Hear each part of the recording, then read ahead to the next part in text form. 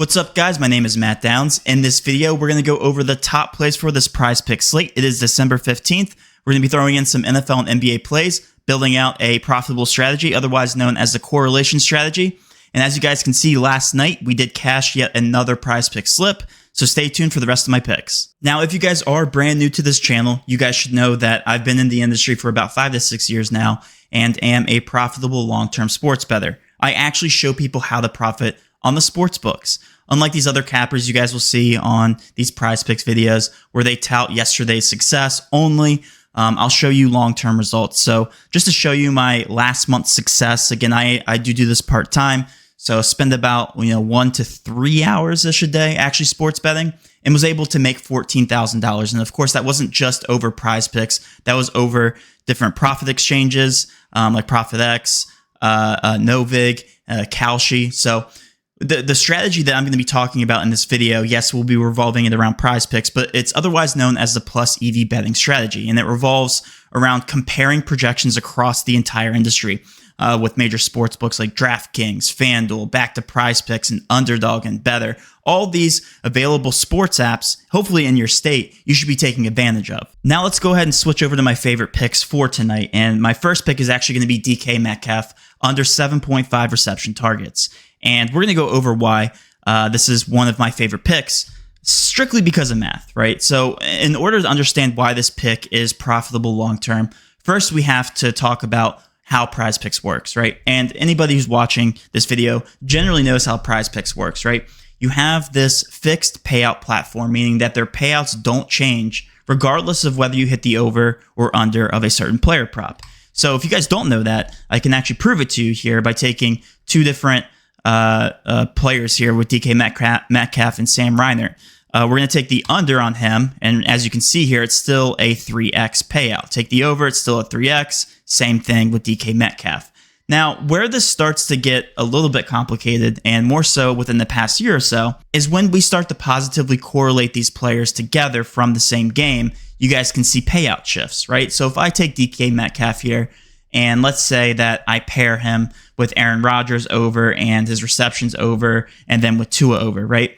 This no longer pays out a 6x. If you get 3 plays correct, you get only a 4.5x, as opposed to if I were to take 3 random players, right? If I take another player, take Sam Reiner again, and an NBA player, let's go ahead and take Cam Spencer, right?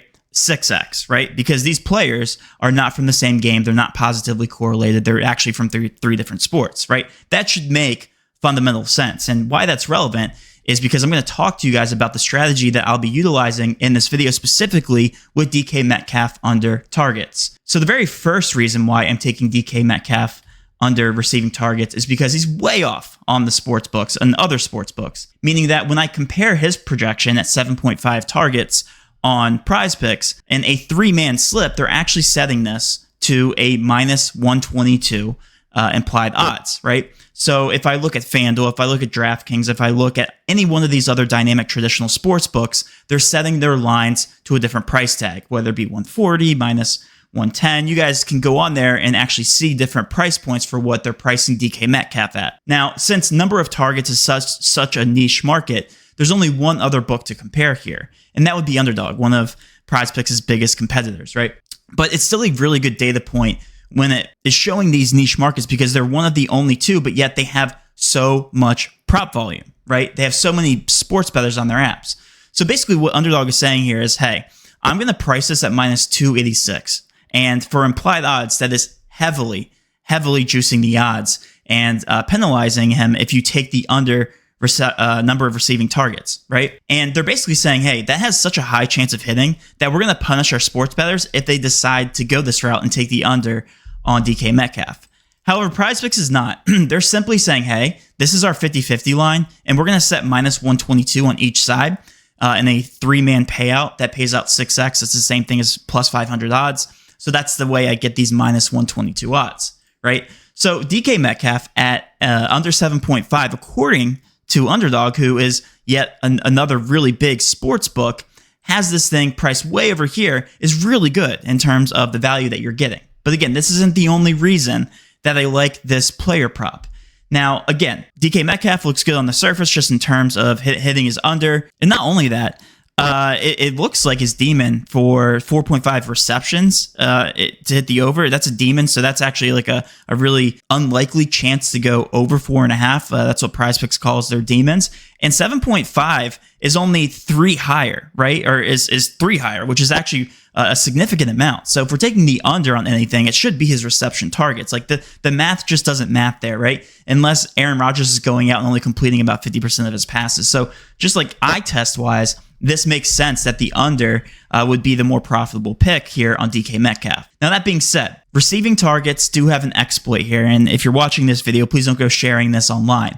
But 7.5 under receiving targets, we can actually pair with another player prop that's positively correlated here in the same game. And that is actually going to be Kenneth Gainwell under his receiving targets as well, right? And for the exact same reason, looks really good when you're comparing to underdog. And what we're going to do here is we're going to go ahead and put Kenneth Gainwell into the slip with its under receiving targets and see here that this doesn't shift. Yes, we're going to need one other player to complete our Prizepick slip, but you guys see here that this does not shift. If I take the over, if I take the under, right, the 3x stays put. Now, that's not the edge. The simple fact of the matter is that these two players are positively correlated for a certain game script, right? Imagine that the Steelers go out and for whatever reason, they decide to rely on the rush, right? Which actually might happen because I believe they're favored in this contest, right? So they rely on Kenneth Gainwell to get a lot of rushing or their other running back, which would be Jaylen Warren.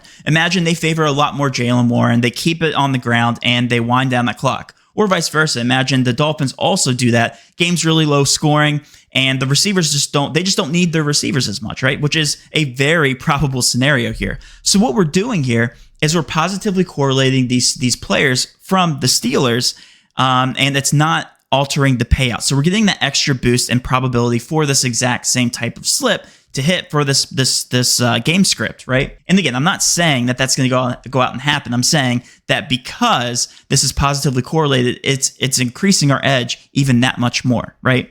They could go out and they could be a pass-heavy offense for both teams, right? And this could go out and completely reverse. But because this has a discrepancy, because these are positively correlated, this looks like a very sharp Prizepick slip. And because I want to throw in one more play here to complete the 6x slips, 3-man slips are some of the best Prizepicks bang for your buck slips that you can play. That and 6-man slips. But since we don't have 6 players here on the board right now that are really profitable, I'm going to stick to my 3-man, and I'm going to go ahead and put in another player. And all I'm going to simply do here is grab from the top. And I like taking and targeting these other players that aren't positively correlated with one another with a lot of book support. So if we take a look here at Cade Cunningham, his assist line is set to 9, right? On FanDuel, one of the sharpest sports books, especially for player props, set the minus 112.5 lower. DraftKings also set the 8.5, 8.5 on Caesars. Pretty much every single sports book is valuing this projection at 8.5. Therefore, the sharper play would be, hey, let's go ahead and target Prizepicks and take the under on Cade Cunningham. And it's really funny, as I was recording this video, as you guys can see on the screen, Cade Cunningham actually got bumped down, meaning that we were on the sharp projection. So we're going to go ahead and remove Cade Cunningham since he's no longer a sharp play, at least at that projection. And what we're going to do is we're going to give the optimizer a quick refresh because this gives us a really good idea of what is plus EV. Now, Cade Cunningham hasn't been knocked off the top of the optimizer yet. So we're going to go to the next play here. The next play is actually going to be Tua under pass completions. I do believe this shifts the payout. So we're going to go ahead and take a look here and see if this does shift the payout, because if it does, that means it's not a sharp play, right? And as you guys can see here, there's really no fundamental analysis that goes behind these plays. It's simply just the math, and this is how you actually become a profitable sports bettor. It has nothing to do with, if this player hit the past 5 games, what's his matchup like, because all that's baked into the sports books. So sports books have millions and millions of dollars poured into their algorithm, and nobody has a magic ball, right? Nobody can tell the future. Nobody can see into the future and predict what these players are going to do. The sports books have already baked in every single piece of information into their price, right? It's just like any other consumer market. So if we take the under here, passing completions, I believe it was. Yeah, under 19.5 pass completions, I believe the payout is going to shift, and it sure does, to 5.75. Even though it's not much, it's enough for the slip to not be profitable anymore. So let's go ahead and go down to another play here. Let's take a look at Bruce Brown, and it does look like a pretty good play here because we're following FanDuel. It's at the 10.5 with minus 114 juice. That's on the under, and then we have heavier juice on the 11.5. So it's either at 10.5 on sharp sports books or at 11.5 with a lot of juice. So we're going to go ahead and plug and play here. Bruce Brown is going to be the last play to complete our 3-man slip, and that is his points and rebound line. And again, all unders. So incredibly sharp Prizepicks slip. Let's go ahead and lock this in, again, with some positive correlation.